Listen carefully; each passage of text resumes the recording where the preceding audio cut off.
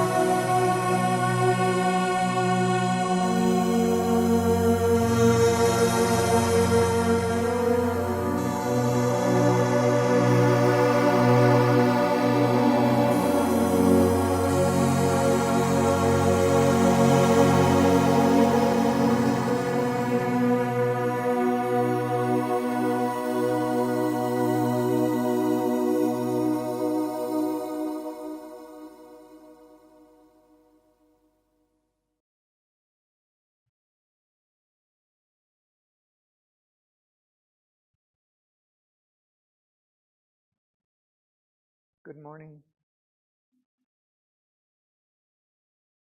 So we're in Book 9, the Book of Eternal Night, Canto 2, The Journey in Eternal Night. We've come to page 591, about 2/3 of the way down, where Savitri starts to speak.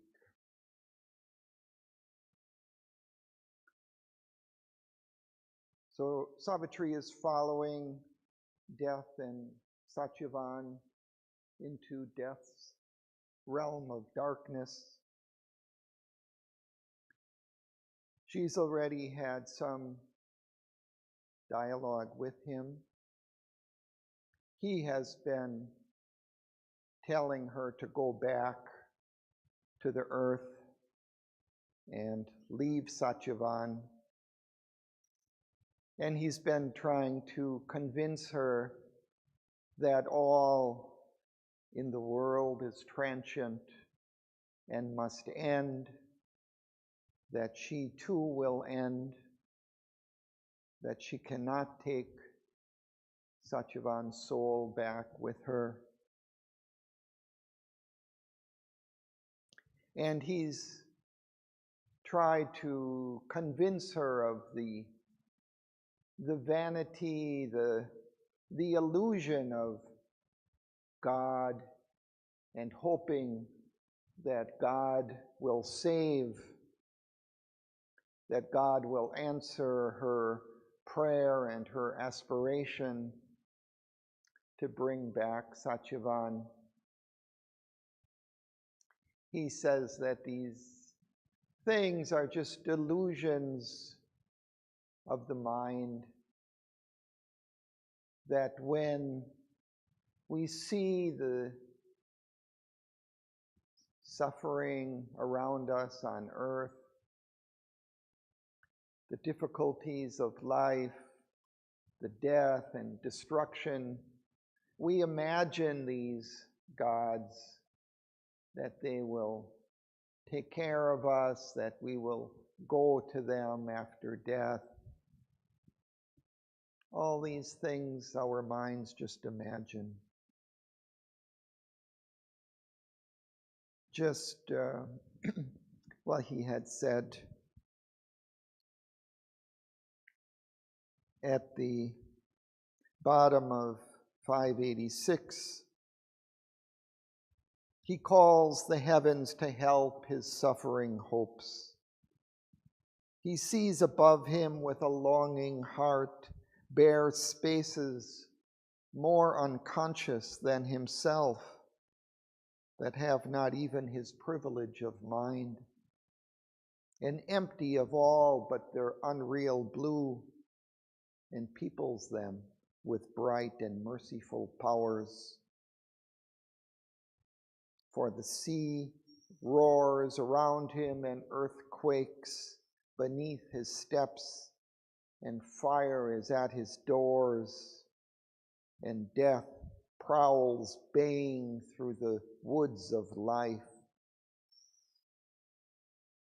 Moved by the presences with which he yearns, he offers in implacable shrines his soul, and clothes all with the beauty of his dreams.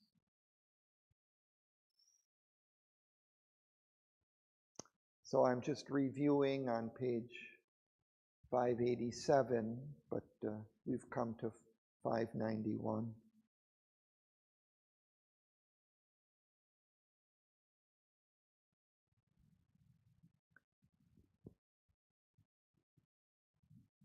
But Savitri has answered death, and she says that she is conscious of her immortality and where she has come from. She says, conscious of immortality I walk, a victor spirit conscious of my force. Not as a suppliant to thy gates I came. Unslain I have survived the clutch of night.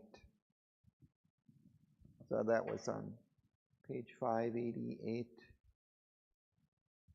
And at the top of 589, she says, "First, I demand whatever Satyavan, my husband, waking in the forest charm, out of his long, pure childhood's lonely dreams, desired and had not for his beautiful life.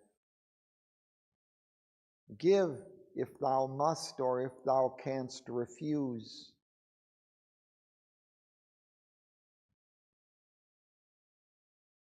And then we saw that death concedes to her wish and offers back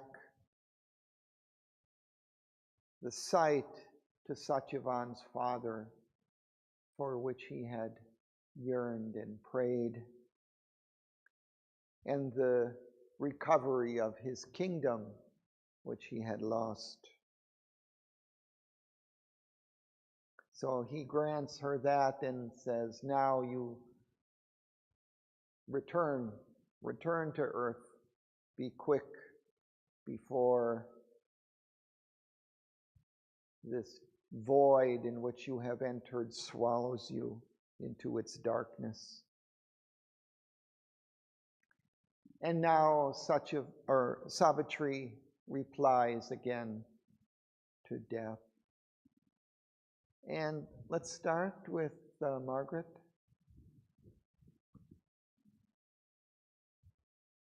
You have the place. But Savitri answered, meeting scorn with scorn, the mortal woman to the dreadful Lord. Who is this God imagined by thy night, contemptuously creating worlds disdained, who made for vanity the brilliant stars? Not he, who has reared his temple in my thoughts, and made his sacred floor my human heart. My God is will and triumphs in his path. My God is love, and sweetly suffers all. To him I have offered hope for sacrifice, and gave my longings as a sacrament. Who shall prohibit or hedge in his course? The wonderful, the charioteer, the swift, a traveler of the million roads of life, his steps familiar with the lights of heaven, tread without pain the sword-paved courts of hell. There he descends to edge eternal joy. Love's golden wings have power to fan thy void. The eyes of love gaze star-like through death's night. The feet of love tread naked hardest worlds. He labors in the depths, exalts on the heights. He shall remake thy universe, O death. Thank you. Let's pause there.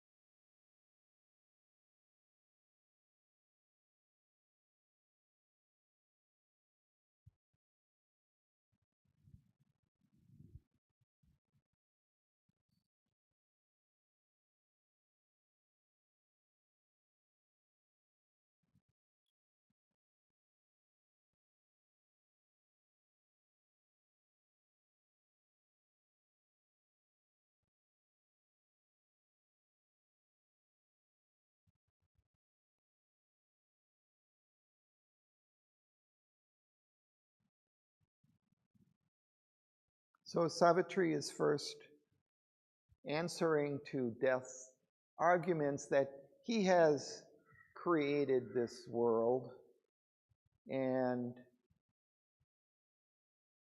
that all will return back into his void, into his nothingness, and that he has made the world such that we have these desires for love and joy and all of these things, but these things also are a net in which he traps us, and that eventually he devours us. So Savitri is answering, this is not my God who has created this world so contemptuously that he would create all of these things just to make them suffer and destroy them in the end. This is not her God. And then she describes the God that she knows.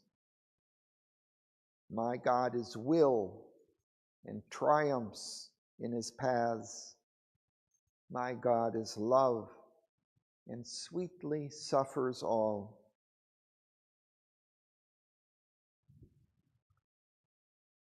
So she contrasts her conception, her vision of God with death's nihilistic, contemptuous view of God. And then she says, who shall hedge in his course? This God that she knows can travel even in the sword-paved courts of hell. He can descend even into hell. He can go anywhere. And he goes into hell without pain in order to edge the eternal joy. So the pain of hell contrasts, sharpens even that delight of the divine joy. And then she says, love's golden wings have power to fan thy void. Love can descend even into this void, into the inconscient, and fan it into being, fan it into movement, such that out of that void, out of the inconscient, life arises, evolves, develops towards God. And she says, the eyes of love gaze star-like through death's night. She's suggesting that love is eternal. It lasts throughout even the darkness, the seeming eternity of death. Love can outlast even death. And the feet of love tread nakest, hardest worlds.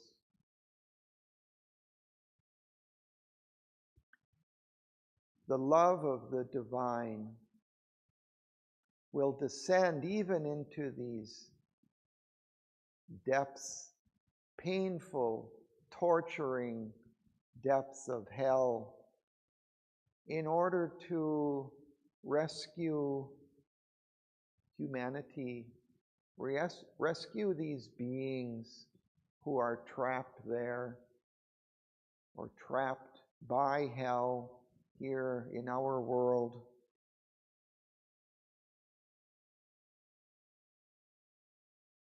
So he descends there as the incarnate divine, as Savitri herself, in order to redeem the creation, redeem the world and its suffering and its death.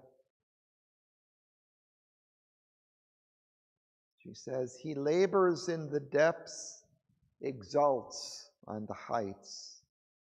He shall remake thy universe, O death. She is descending into the darkness in order to transform it, to transform the universe that has evolved out of it, to enlighten that inconscient basis of existence.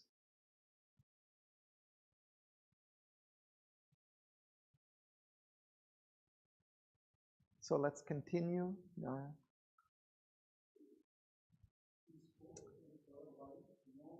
Light. While still they travelled through the trackless night, and still that gleam was like a pallid eye, troubling the darkness with its doubtful gaze. Then once more came a deep and perilous pause in that unreal journey through the blind night. Once more a thought, a word in the void arose, and death made answer to the human soul. What is thy hope? To what dost thou aspire? This is thy body's sweetest lure of bliss. Assailed by pain, a frail, precarious form, to please for a few years thy faltering sense with honey of physical longings and the heart's fire, and vain oneness seeking to embrace the brilliant idol of a fugitive hour. And thou, what art thou? Soul, the glorious dream of brief emotions made and glittering thoughts, a thin dance of fireflies speeding through the night, a sparkling ferment in life's sunlit mire. Wilt thou claim immortality, O heart, crying against the eternal witnesses that thou and he are endless powers and last? Death only lasts in the inconscient void. I only am eternal and endure. Thank you. Let's pause.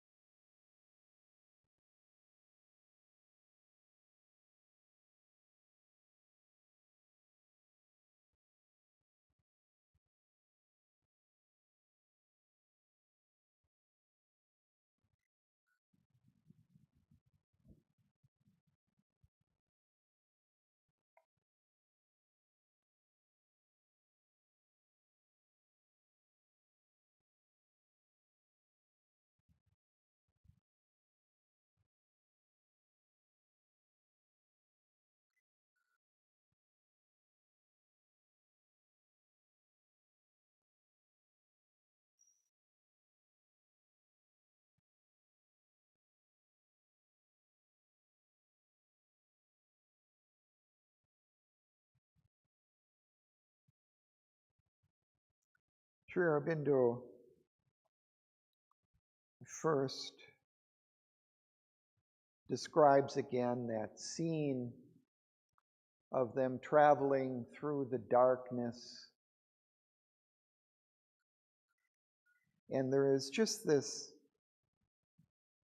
small gleam of light emanating from Savitri that lights up the darkness.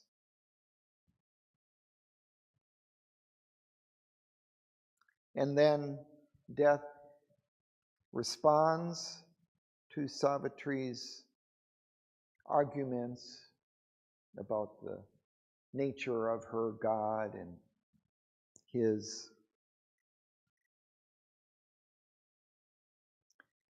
And then he says, what are you looking for here? What do you hope to gain by this journey? Only you might gain a few more years with Satyavan before you both perish again. And what is this love that you have for him? It's just a brief emotion.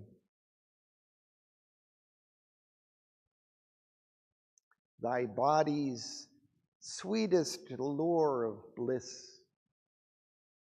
It's just some kind of something coming from your body, this desire, and it's just some kind of lure of delight. But it's just a physical longing in the end.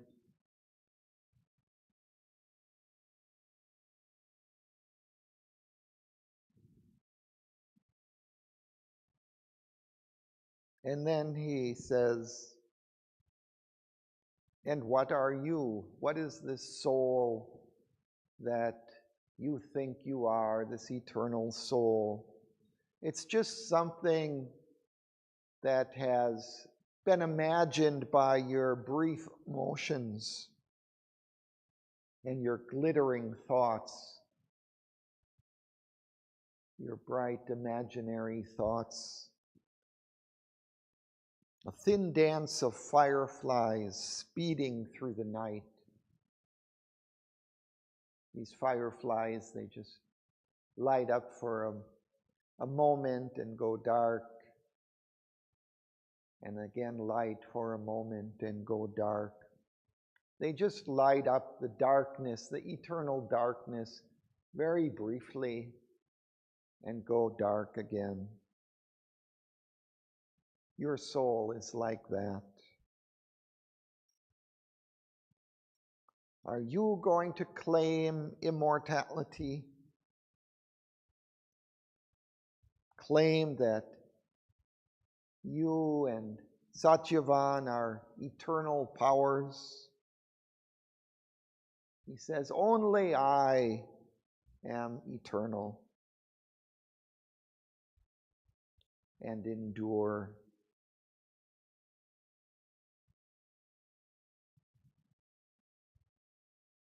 So we continue, Paula. What line are we on? Second from the bottom. Okay. I am the shapeless, formidable vast. I am the emptiness that men call space. I am a timeless nothingness carrying all. I am the illimitable, the mute alone. I, death, am he. There is no other God. All from my depths are born. They live by death. All to my depths return and are no more. I have made a world by my inconscient force. My force is nature that creates and slays the hearts that hope, the limbs that long to live. I have made man her instrument and slave. His body I made my banquet, his life my food. Man has no other help, but only death. He comes to me at his end for rest and peace. I, death, am the one refuge of thy soul. The gods to whom man prays can help not man. They are my imaginations and my moods reflected in him by illusion's power. That which thou seest is thy immortal self, is a shadowy icon of my infinite. Is death in thee dreaming of eternity? Thank you. Let's pause.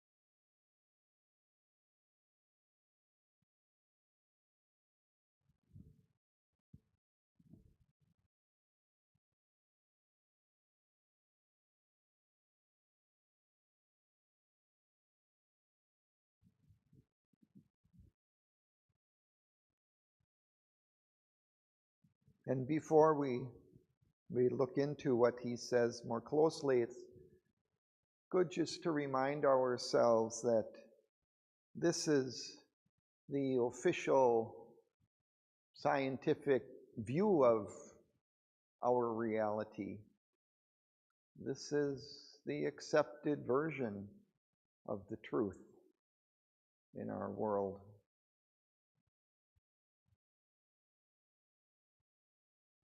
So that view is saying that all arises out of this emptiness of physical space and time, out of material energy, dissolves back into it again.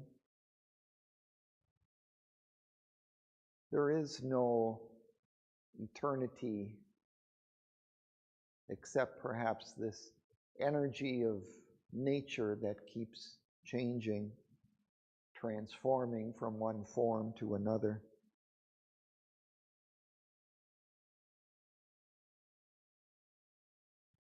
So he begins, I am the shapeless, formidable vast.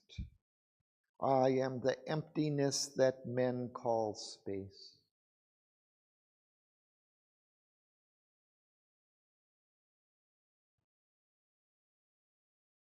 Of course, I suppose in Sri Aurobindo's time, they didn't have the Hubble telescope and see how full of light and energy and galaxies, systems of galaxies and trillions of stars there are in that darkness, that emptiness of space. But nevertheless, that emptiness is vast. We have a sense of how vast it is now, too.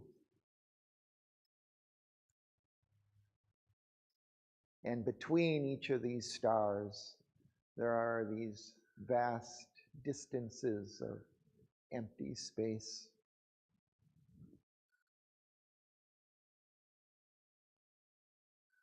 So he again is saying that he, this emptiness, is God. This is the origin of all things. This is the end of all things. This is what supports life. Even death supports life, and without death, life could not exist. We live by eating others. other forms of life.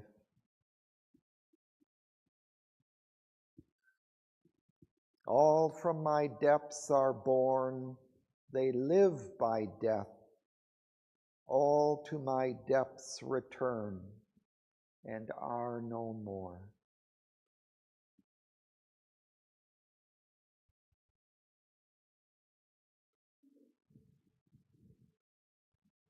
And then he says something positive about himself, and I think even Savitri may concede that there is some truth in this, not that he is the only solace that man has, but he says, man has no other help but only death.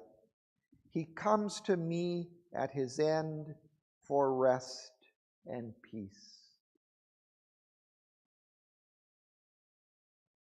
And it's true, I think, that for us in our lives, and particularly at the end of our lives, when we may be suffering, that death offers us peace and rest from that suffering.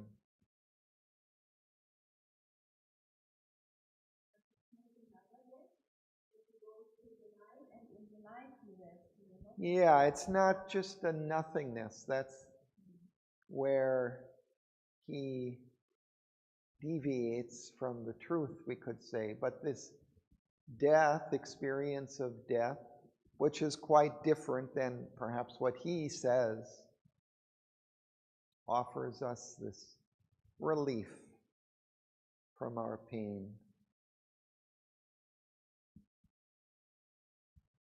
But he says, these gods, this eternity that you imagine, these are only my imaginations and my moods, reflected in you by illusion's power. That which you seest as thy immortal self is a shadowy icon of my infinite. Is death in thee dreaming of eternity? So he's arguing that that light that you may see when you enter into death, that tunnel of light, that's just also an imagination.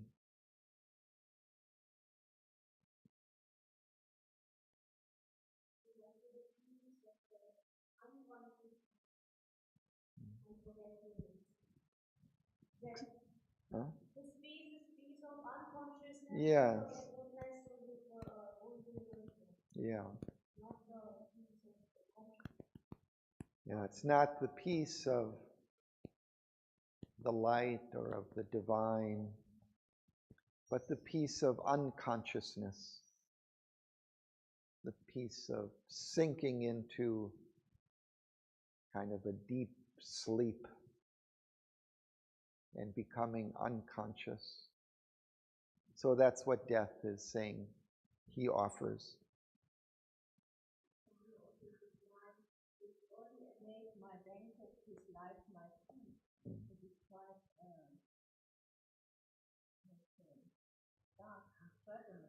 Yeah, it's kind of a terrible image.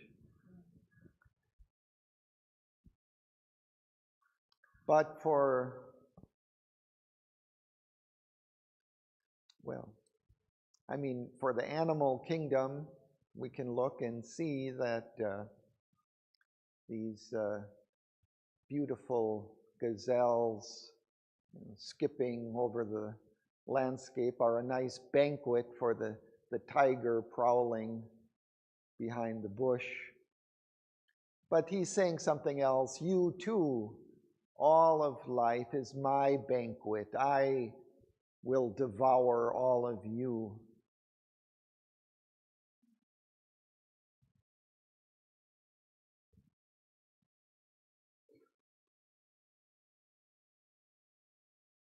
So let's continue.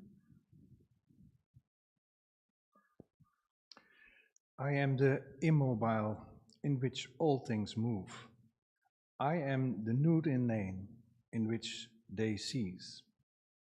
I have no body and no tongue to speak. I commune not with human eye and ear. Only thy thought gave a figure to my void. Because, O aspirant to divinity, thou callest me to wrestle with thy soul. I have assumed a face, a form, a voice. But if there were a being witnessing all, how should he help thy passionate desire? Aloof, he watches soul and absolute, indifferent to thy cry, in nameless calm. His being is pure, unwounded, motionless, one. One endless watches the inconscient scene, where all things perish, as the foam the stars. The one lives forever, there no Satyavan, changing was born, and there no Savitri. Claims from brief life her bribe of joy. Their love came never with its fretful ears, eyes of tears. Nor time is there, nor the vain vasts of space. It wears no living face, it has no name, no gaze, no heart that throbs. It asks no second to aid its being or to share its joys. It is delight immortality alone. If thou desirest immortality, be then alone sufficient to thy soul. Live in thyself, forget the man thou lovest. My last ground death shall rescue thee from life. Then shalt thou rise into thy unmoved source. Thank you. Let's pause.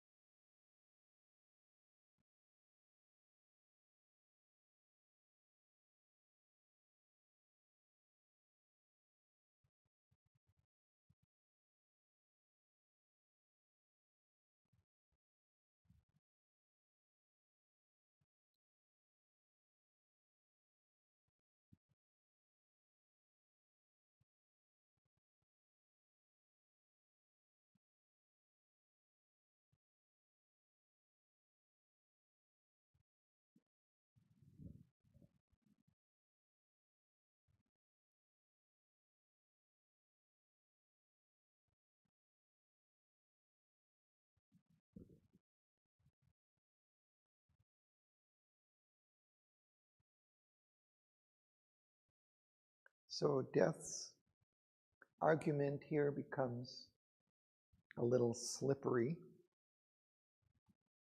but he begins by saying that he is the immobile in which all things move.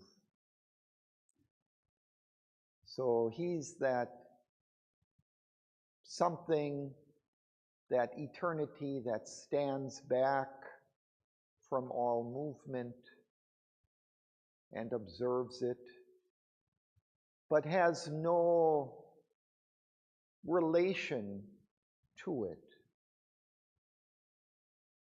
So he's saying that I've assumed this voice to speak to you, but it's not real.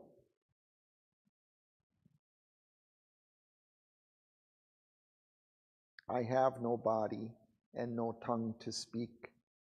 I commune not with human eye and ear. Only thy thought gave a figure to my void. So I guess he's saying, you're imagining this voice speaking to you. It's not real.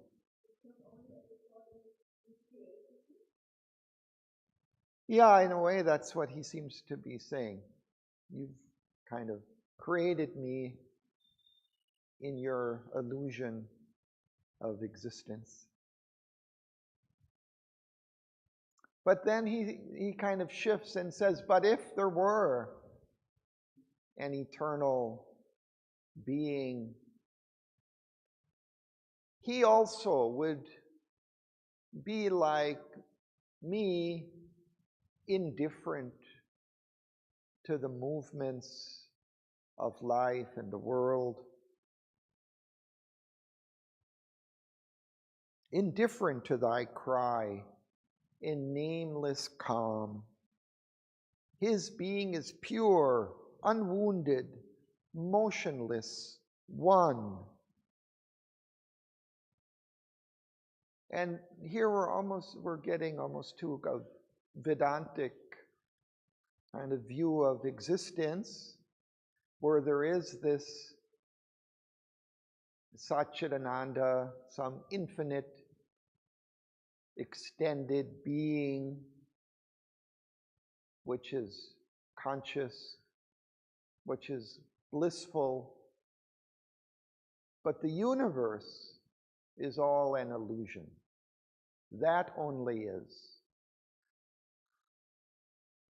You can end the illusion and enter into that, perhaps.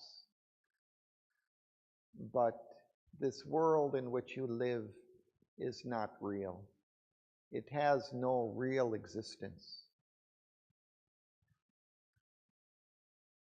So he's now kind of shifting to that philosophy, which in the end is not terribly different from death, at least insofar as its implications for us.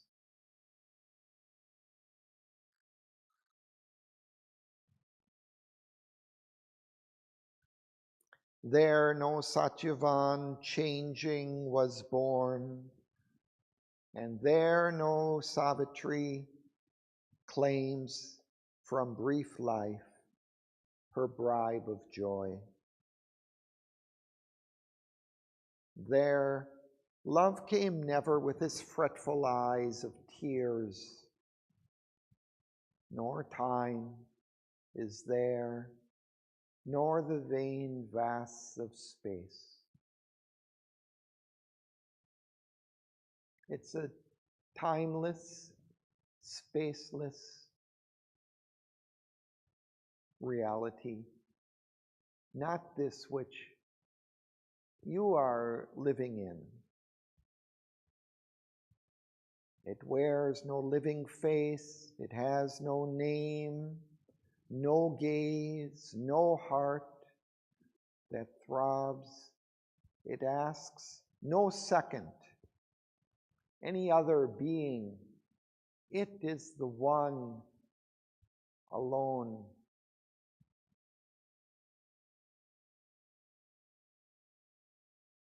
It is delight immortally alone. That is kind of the definition almost of this Satchidananda.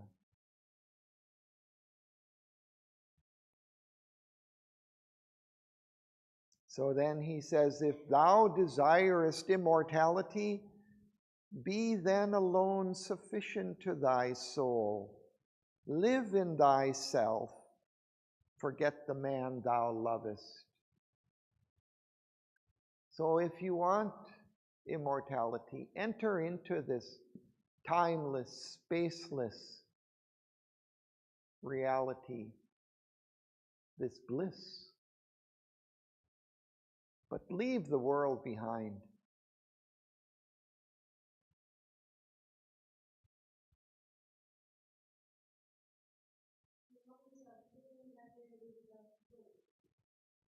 Yeah, kind of, but he says, the way he puts it is, but if there were, this is what it would be.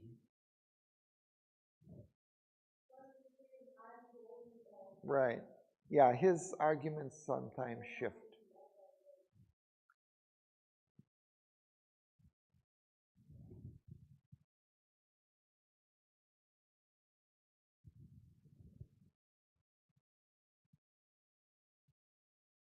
So then let's continue. Tell me.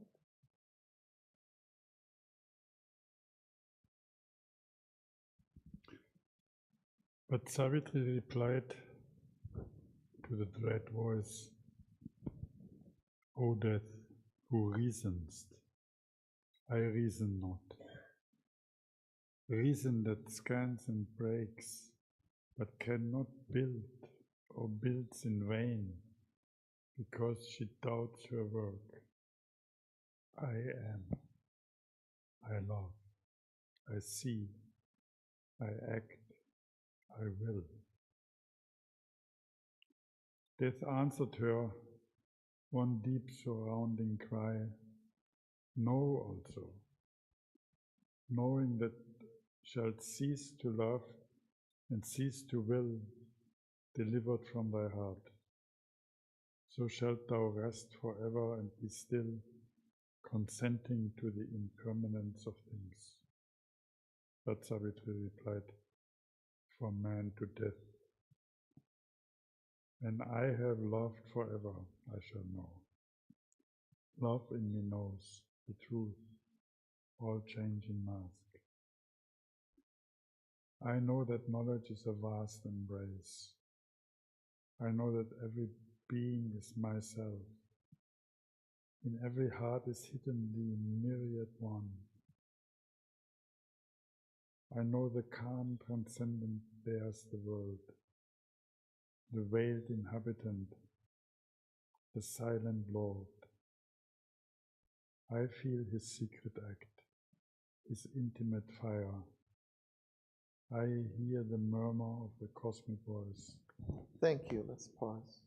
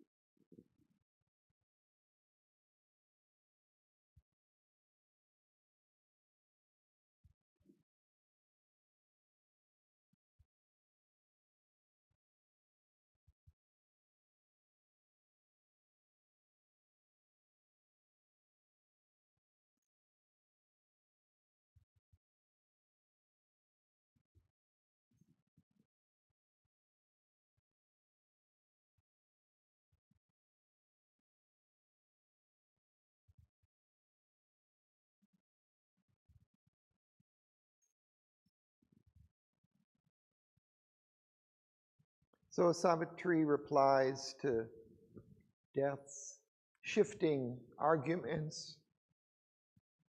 First he's the void, and then he's the eternal bliss.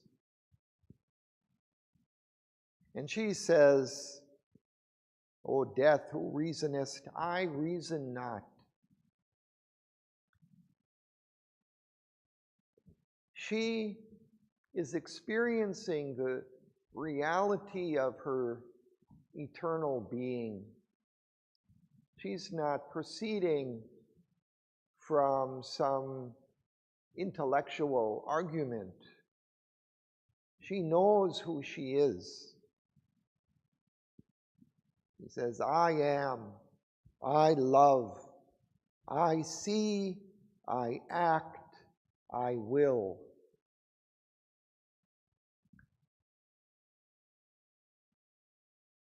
She is that love, that will, that action. It flows spontaneously out of her. It's part of her being. It's her nature. It's her very substance. It's not something she's conjuring up and trying to win an argument. She's just doing what she is born to do.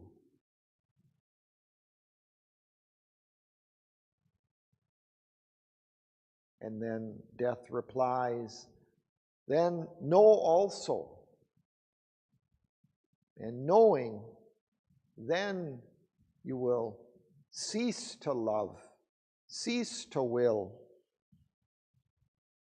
because you'll be delivered from thy heart. Be still.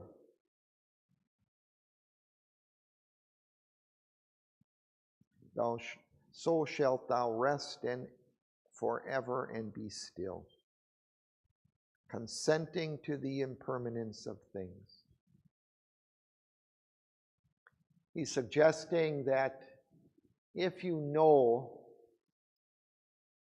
then you'll see the reality of things, that everything is impermanent. All things must pass into death. Enter into that emptiness and be still, be quiet. That's the truth of things. But Savitri replies, when I have loved forever, I shall know.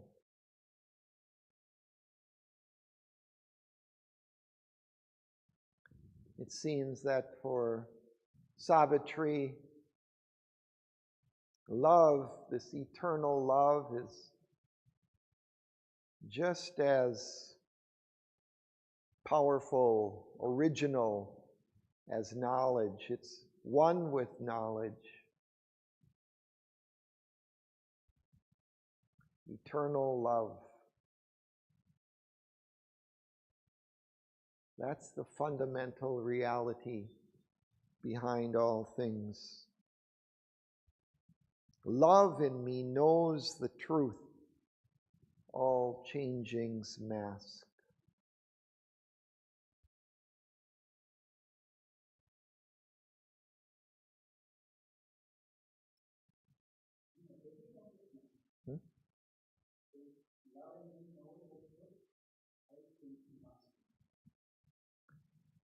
Knows the truth, which all changings mask. Huh?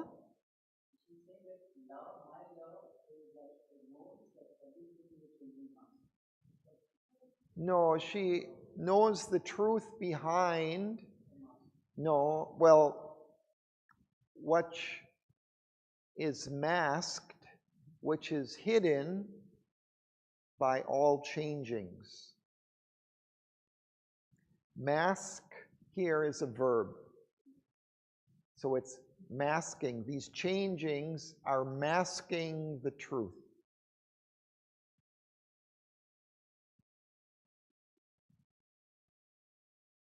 Behind all the changings, all the transients, there is the reality of an eternal being. It's like on the simile of the ocean's waves. They're just changings on the surface, but underneath it's one ocean.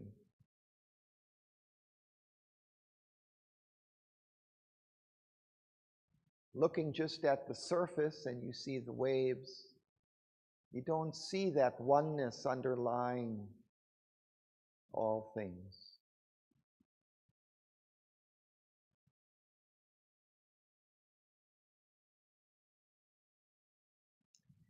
But here, she's getting at also the deeper reality of all these changings, that they're all different forms of the one divine being. In every heart is hidden the myriad one. They are not different from the one. They are the one. They are his changing faces, his changing moods. The veiled inhabitant, the silent Lord. He is the Lord and Master of all of these changings on the surface. I feel his secret act, his intimate fire. I hear the murmur of the cosmic voice. She feels that underlying reality beneath the changing surfaces of existence.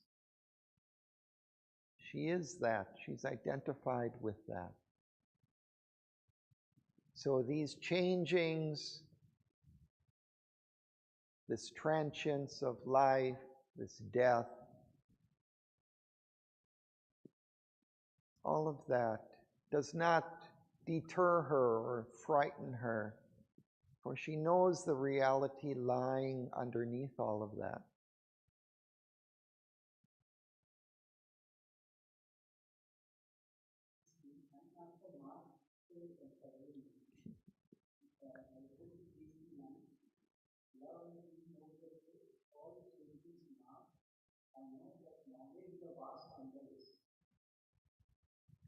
Yeah, so she's getting at this unity of knowledge and love. So for her, knowledge, this knowledge of oneness, right? Knowledge is that experience of oneness. But she sees it as a vast embrace. It's taking all these transient, many things into an embrace. Okay, it's not standing back from them separate. Like he's saying, you know, enter into your true self, enter into that eternity. Then you'll know. But she knows that oneness as an embrace of the many. And that's also gets at this reality of love, because that embrace of the oneness, or of the many, that is love. That's what's behind the love. Helmut, you wanted to say? Yeah.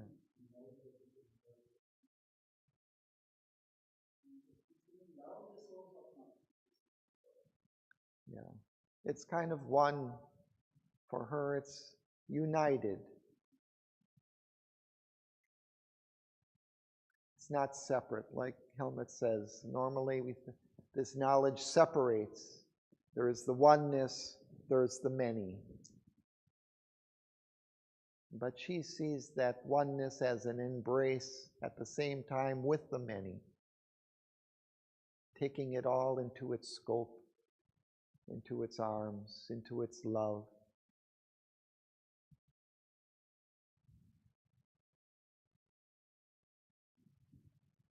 Nitya?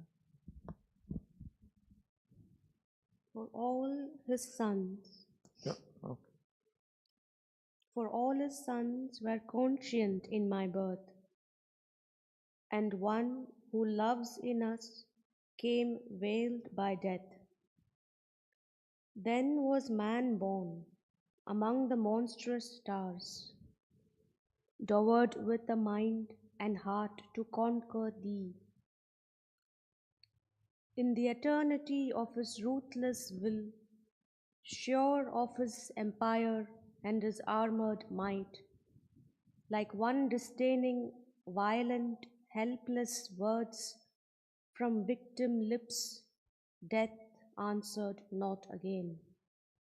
He stood in silence and in darkness wrapped, a figure motionless, a shadow vague, girt with the terrors of his secret sword.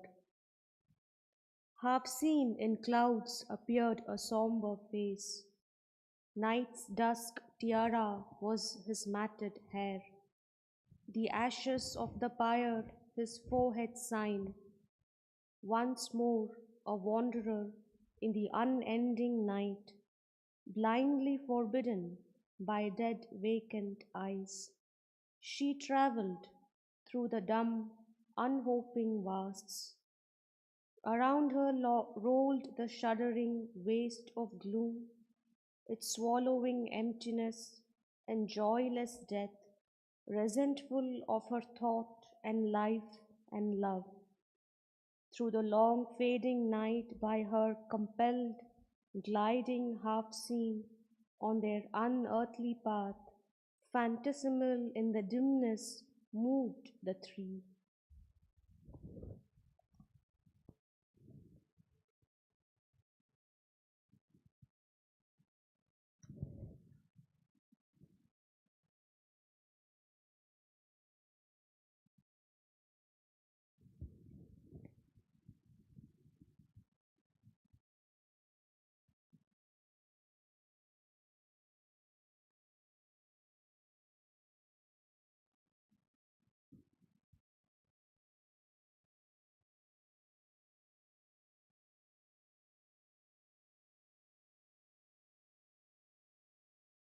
So you skipped over the first line. I know my coming was a wave from God. So she understands, realizes that she is coming from God, is a movement of God. And then she says, for all his sons were conscient in my birth, and one who loves in us came veiled by death.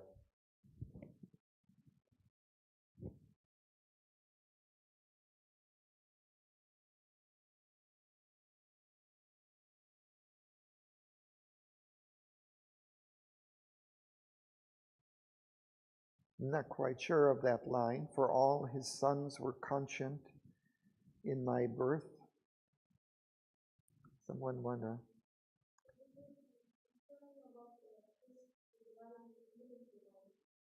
Uh-huh.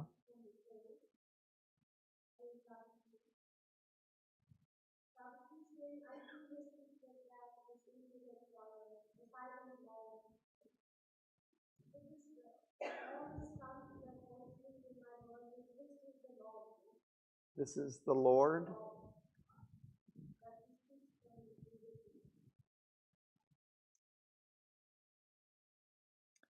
So she's sensing the divine inherent or inhabitant within her as her source of being. Is that what? So his sons were there, conscient in her birth. Perhaps she's saying something like that he was there even in my birth, his eternity, his consciousness.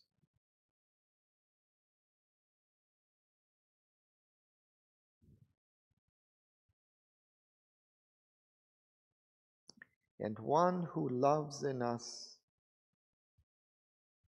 came veiled by death.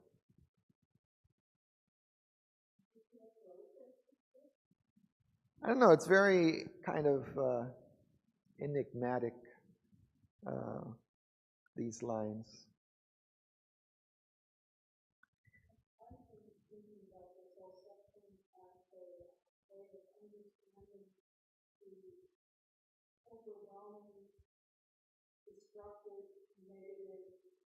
death-driven existence that we have on Earth.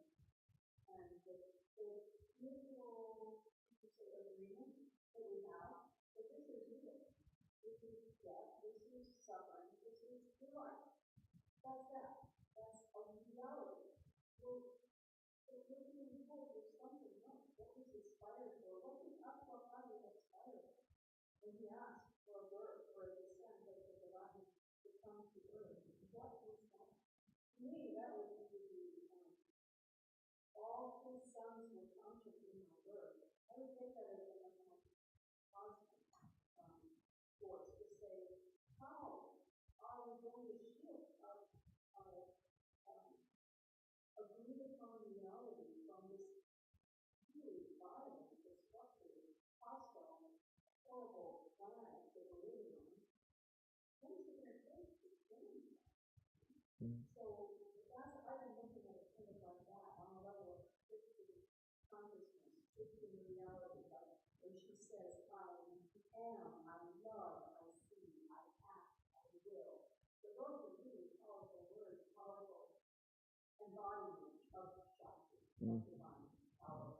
And she's facing against this reality that all of us have grown up with. No matter where we come on planet Earth, this is what we've been told and how the reality unfolds. And so she's also kind of holding in her that future for the earth. You know, she's these sons that are going to, you know, blossom here on earth. And she's holding that within her, that reality, and bringing that here.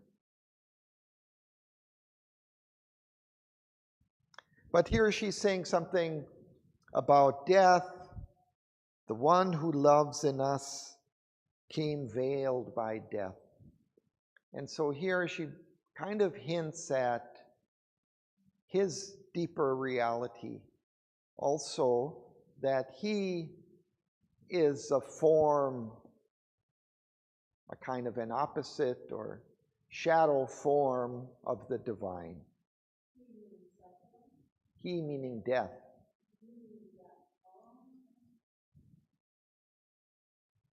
One who loves in us. So that being, that divine being who loves in us, came veiled by death.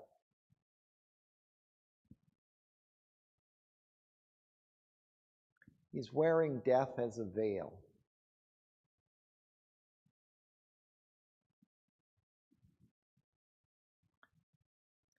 And he came wearing this veil, dowered with a mind and heart to conquer thee. So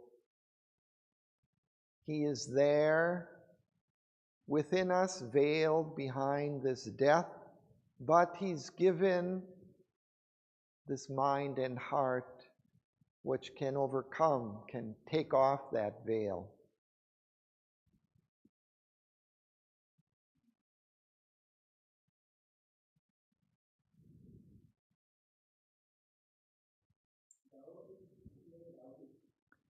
Dowered, I think, is covered, worn, kind of worn, like a veil or a cloth.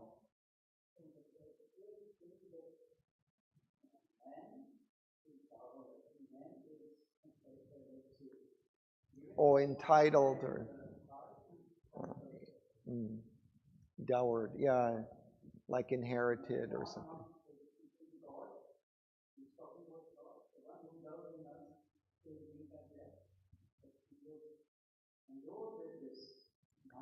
Endowed, right?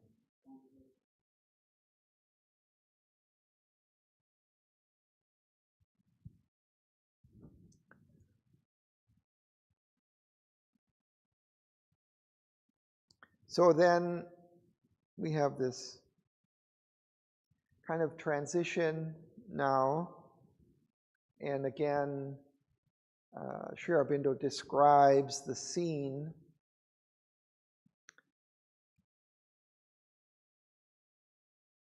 And it's still quite terrible, quite dark.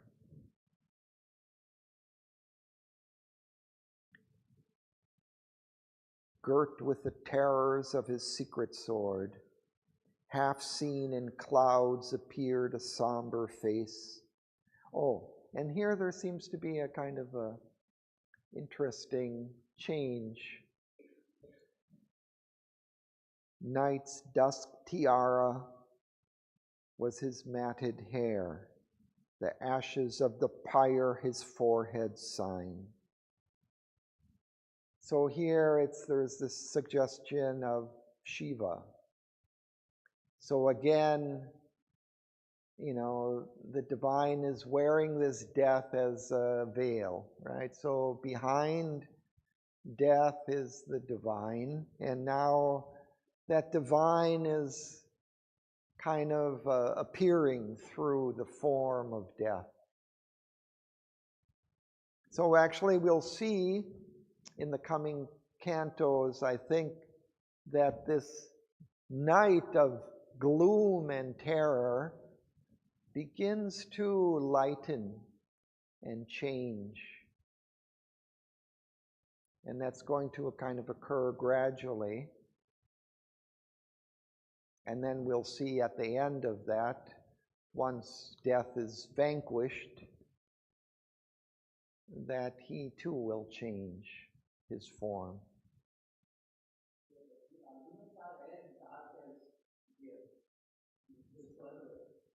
Yeah, we have a ways to go. We have a ways to go because still around her rolled the shuddering wastes of gloom. It's swallowing emptiness and joyless death, resentful of her thought and life and love. But then again, we have this image through the long fading night, by her compelled. She's leading them, and the night is fading, gliding half seen on their unearthly path. Phantasmal in the dimness move the three. It's interesting how it changes. So we're at the end of book 9.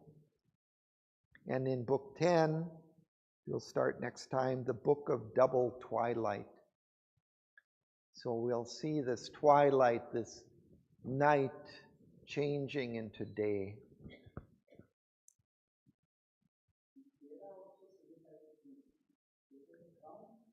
It's like a crown, yeah. So that Shiva's wearing, or Death is wearing this matted hair as his crown, kind of.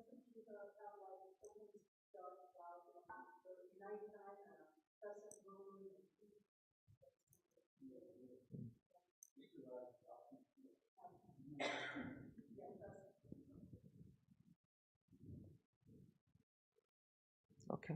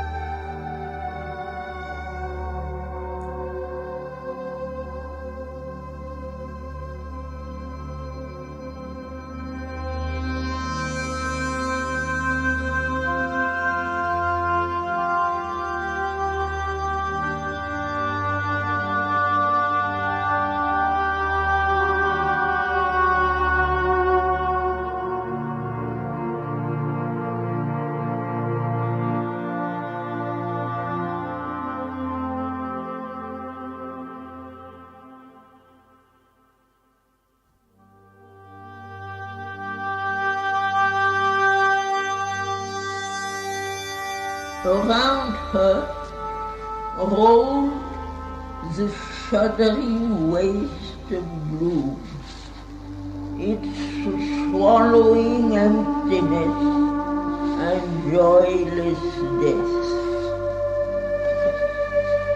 Resentful of her thought and life and love, through the long fading night by her compelled, gliding half seen on their unearthly path, phantasmal in the dimness, moved the street.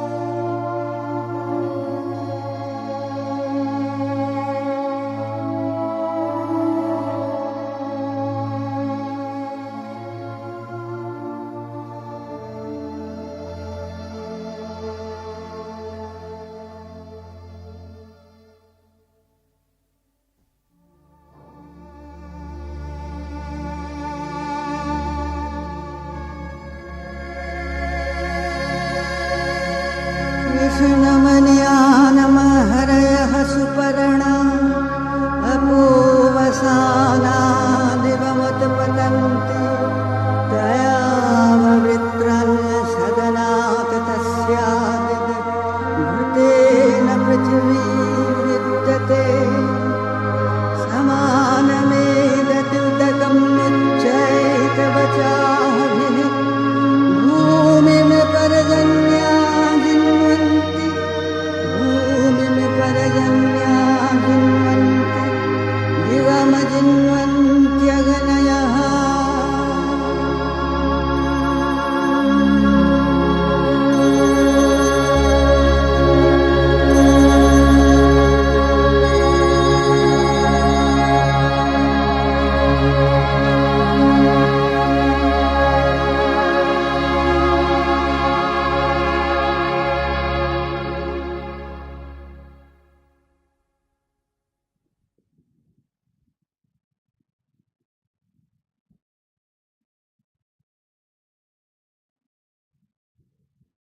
Thanks to Sri Aurobindo.